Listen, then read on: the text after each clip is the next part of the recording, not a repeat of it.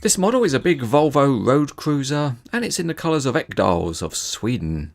It comes in the usual WSI box style, but this is the extra long version.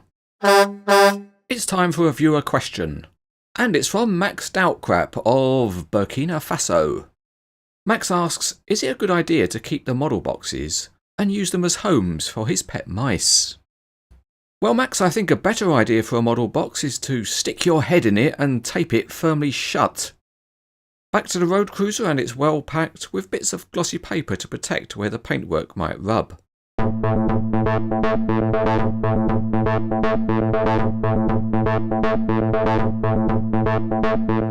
The assembly of the model is quite straightforward, and the easiest thing to do is to attach the dolly to the truck first. And the interlocking parts are plastic, so it just requires a bit of a push to get them connected. After that, the only thing left to do is to attach the big trailer. And that's a conventional connection of clipping the pin on the trailer into the fifth wheel on the dolly.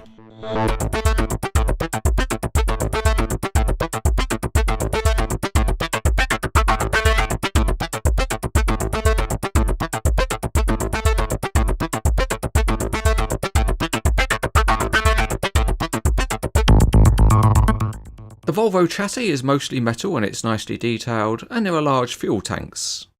The Volvo cab is really good and it's got nice lights and mirrors, and it has the Ekdahl 1 number plate of the real truck.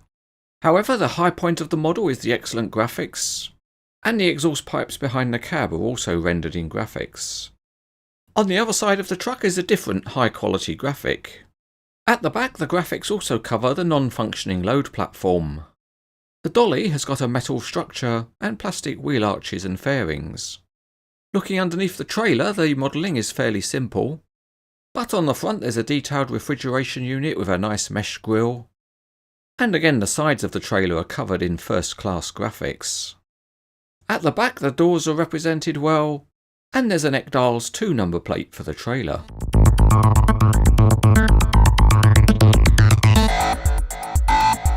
Here we are again, out on the Cranes etc. test track.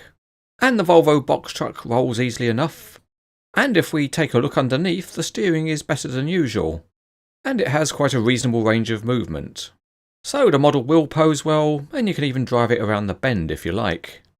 There is another feature on the truck, and that is that the rear axle can be clipped up out of service, and you need to flip a little switch underneath to do that. You might need to fiddle with it a bit to get the rear axle high enough, but as you see here it does work and the axle's out of service. The dolly is a fairly simple small part, and although there is suspension movement on the two axles, it's not sprung suspension. There is another feature, and that's on the towing bar, and if you carefully remove the steel pin you can extend the length of the tow bar. Onward now to the big trailer, and the 3 axles at the back are all free spinning. And the axles also move, but this time they are fitted with springs. Moving towards the front, there are a couple of landing legs and they can just be unscrewed, and they have smooth pistons with no unsightly screw threads. This road cruiser is certainly a big truck, so let's get the tape measure out and see how big it is. And it's just over 20 inches or about 52 centimetres.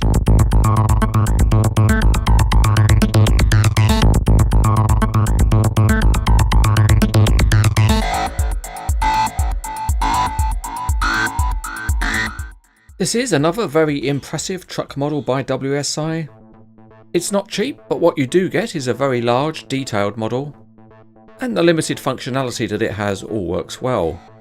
But of course what sets the model apart from others is the quality of the graphics, and they make it an outstanding truck model.